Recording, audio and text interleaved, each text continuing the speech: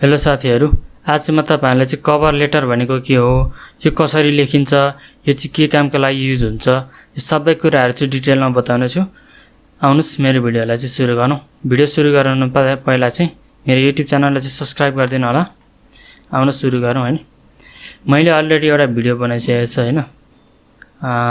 Europa CV कसरी बनाउने अनि सीवी र कभर लेटर चाहिँ कसरी लेख्ने भन्ने कुरा चाहिँ मैले बनाइसकेको छु। प्राय चाहिँ यो कभर लेटर चाहिँ अब कभर लेटर र सीवी चाहिँ यो चाहिँ युके को सिजनल वर्किङ भिसा खोलेदेखि चाहिँ अलिकति डिमान्डको कुरा, मतलब यो भिडियो चाहिँ सबैले हेर्न चाहनु भएको थियो, त्यही भएर चाहिँ मैले यो भिडियो बनाएको। यहाँ कभर लेटरको डेफिनेसन चाहिँ तपाईहरुलाई म यहाँ देखाउँदै छु हैन।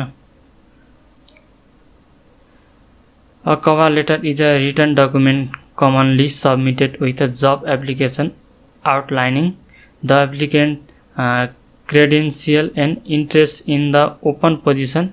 Since a cover letter is often one of only two documents sent to a potential employer, a well or poorly written letter can impact whether the application is called for an interview. है interview दिनु भन्दा अगाडिको लागि चाहिँ तपाई हामीले जुन resume हैन, सीवी अथवा बायोडाटा के भन्छौं त्यो चाहिँ सँगै हामीले कभर लेटर पनि दिनुपर्छ हैन।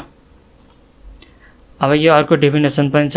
A cover letter is a one page document that you submit as part of your job application हैन।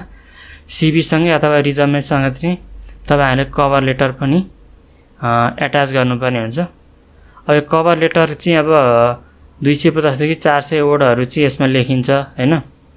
अब तपाईहरुले जस्तो कि करिकुलम भाइटमा धेरै कुराहरु लेख्नुहुन्छ हैन, हो धेरै कुराहरु लेख्नुहुन्छ। अब कभर लेटरमा चाहिँ के हुन्छ, त्यसैको जुन हामी सीवी मा लेख्छौं नि तिनै कुराहरुलाई चाहिँ सारांशमा एउटा समरीमा चाहिँ लेखेर पठाउने एउटा लेटर हो यो है। जस्तो अब हामीले अब सीवी मा चाहिँ अब यो काम गर्न जान्दछु, यो अनुभव छ भनेर लेख्छौं हैन। कभर लेटरमा चाहिँ हामीले सल्लक सारांशमा अथवा समरीमा चाहिँ लेख्ने हो। जस्तो चाहिँ अब यो कभर लेटर चाहिँ एग्रिकल्चरको लागि चाहिँ एप्लाई गर्दाखेरि चाहिँ यो लेखेको लेटर हो हैन।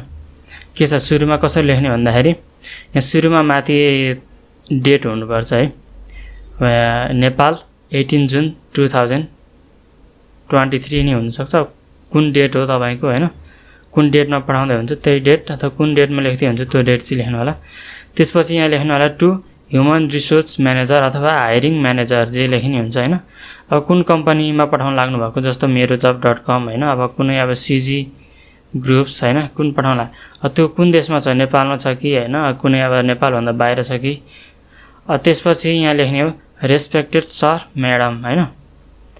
अनि त्यसपछि आफूले लेख्नुपर्ने कुराहरु यहाँ लेख्नु होला। जस्तो अब तपाईले एग्रिकल्चरमा चाहिँ अब कभर लेटर लेख्दै हुनुहुन्छ हैन। अब आफूलाई चाहिँ तपाईले चाहिँ एग्रिकल्चरको कामहरु आउँछ, जस्तो अब फलफुलहरु टिप्ने हैन, अब कुनै पनि कामहरु काट्ने, टिप्ने, गोडमेल गर्ने हैन, रोप्ने देखि लिएर हरेक काम आउँछ भने त्यही अनुसार लेख्ने हो हैन। जस्तो अब एग्रिकल्चरको लेख्दाखेरि चाहिँ मैले 5 वर्षदेखि अथवा 10 वर्षदेखि चाहिँ फार्म वर्कर हैन अथवा फार्म म्यानेजर अथवा कुनै अब उसमा चाहिँ काम गरिरहेको छु हैन, काम गरेको थिएँ है। म चाहिँ अब किसानको छोरा हुँ है। म चाहिँ यो सानैदेखि काम गरेको भएर राम्रो अनुभव छ र यो पोस्टको लागि चाहिँ म निकै के छु क्वालिफिकेसन चाहिँ पुगेको छ यो पोस्टको लागि मेरो हैन।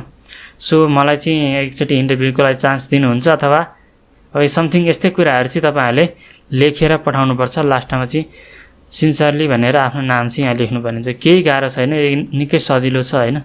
यो चाहिँ मैले तपाईले एग्रिकल्चरको भने। तपाईले चाहिँ म अब यो चाहिँ जस्तो अब टिचरहरु मागिरा हुन्छ कुनै स्कुलमा हैन, टिचरहरुको लागि सेम तरिका त्यही हो। यहाँ डेट लेख्ने अनि अब एड्रेस लेख्ने हैन। अनि डियर हायरिङ म्यानेजर कुन स्कुल हो स्कुलको नाम लेख्ने, त्यो स्कुलको एड्रेस कहाँ हो हैन लेख्ने। अब सब्जेक्ट लेख्ने यहाँ हैन। सब्जेक्ट चाहिँ के हो त an application for the post of social studies teacher हैन। अब कुनै तपाईले अब कुनै फेसबुकतिर कुनै पत्रिकातिर चाहिँ कुनै टिचरको पोस्ट खाली भएको देख्नुभयो हैन, जस्तो अब यहाँ सोसियल स्टडिज टिचरको चाहिँ माग रहेछ भने तपाईले चाहिँ यो एप्लिकेसन चाहिँ सोसियल स्टडिज टिचरको लागि लेखेको हो भने हैन।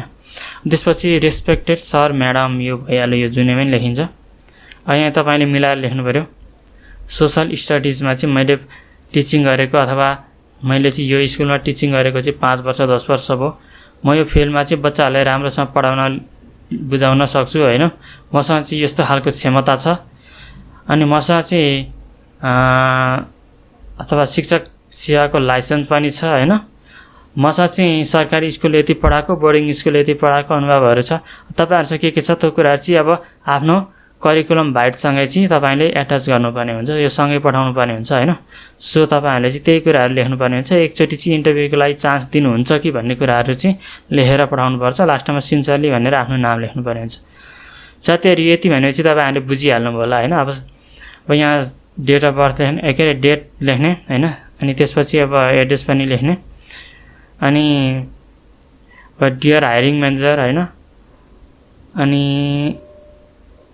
चाहिँ अब कुन एड्रेस कुन स्कुल कम्पनी हैन, कुन कम्पनीमा जब गर्न लाग्नु भएको एप्लिकेसन दिन लाग्नु भयो त्यो कम्पनीको नाम, त्यो कम्पनीको ठेगाना, अनि सब्जेक्ट लेख्ने अब के को लागि तपाईं चाहिँ जब दिँदै हुनुहुन्छ हैन, एप्लिकेसन दिँदै हुनुहुन्छ। जस्तो अब म्यानेजिङ डाइरेक्टरको लागि दिँदै हुनुहुन्छ कि हैन, कुनै अब वर्करको लागि दिँदै हुनुहुन्छ कि, त्यो कुरा चाहिँ तपाईले यहाँ खुलाउनु पर्छ। अनि तपाईले त्यही सम्बन्धित क्षेत्रमा कति वर्ष काम गर्नु भएको छ हैन, के अनुभव छ भन्ने कुरा चाहिँ तपाईले यहाँ लेखेर चाहिँ लगभग सीभीमा जति कुरा लेख्नुहुन्छ त्यसको सारांशमा चाहिँ तपाईले यहाँ लेखेर चाहिँ एकदम आकर्षक तरिकाले चाहिँ लेख्नुपर्ने हुन्छ, ताकि उनीहरूले हेर्ने बित्तिकै ओहो यो मान्छेमा चाहिँ ट्यालेन्ट छ है भन्ने होस् हैन। साथीहरु यति नै थियो हैन। अब केही गाह्रो छैन, तपाईहरुले चाहिँ अब गुगलतिर सर्च गरेर यसो हेर्नुभयो भने धेरै कुराहरू बुझ्न सक्नुहुन्छ है। अब यो कभर लेटरको नि धेरै प्रकारहरू छ, यहाँ पनि दिइरहेछ यी कभर लेटर कसरी लेख्ने भनेर गुगलमा सर्च गर्नु होला है। मैले चाहिँ अब यो गुगलमा सर्च गरेर यहाँ चाहिँ फेला पारेको वेबसाइटबाट हेरिरहेको छु हैन। अनि कभर लेटरमा चाहिँ तपाईहरुले अब के कुराहरू चाहिँ इन्फर्मेसनहरू चाहिँ तपाईले राख्नुपर्छ, जस्तो फुल नाम फुल नेम हैन, आफ्नो नाम, फोन नम्बर, इमेल भयो, डेट भयो हैन, hiring manager, name of the hiring manager, their professional title, name of the company you are applying to, यिनै कुराहरू चाहिँ। अनि अरू कुराहरू जस्तो अब सोसियल मिडियाको अब लिङ्कडिन भयो, फेसबुक पेजहरू भयो, यो पनि एट्याच गर्न सक्नुहुन्छ। अनि अब के कुराहरू चाहिँ तपाईले एट्याच गर्न सक्नुहुन्न भन्दाखेरि चाहिँ फुल एड्रेस एट्याच गर्न सक्नुहुन्न आफ्नो हैन। सबै कुराहरू चाहिँ तपाईहरुले यहाँ हेरेर यसो बुझ्न सक्नुहुन्छ गुगलतिर सर्च गरेर। मैले लगभग यति भनिसकेपछि तपाईहरु धेरै कुराहरू बुझिसक्नु होला। हस्, धन्यवाद मेरो भिडियो हेरिदिनु भएकोमा यहाँहरुलाई धन्यवाद दिन चाहन्छु।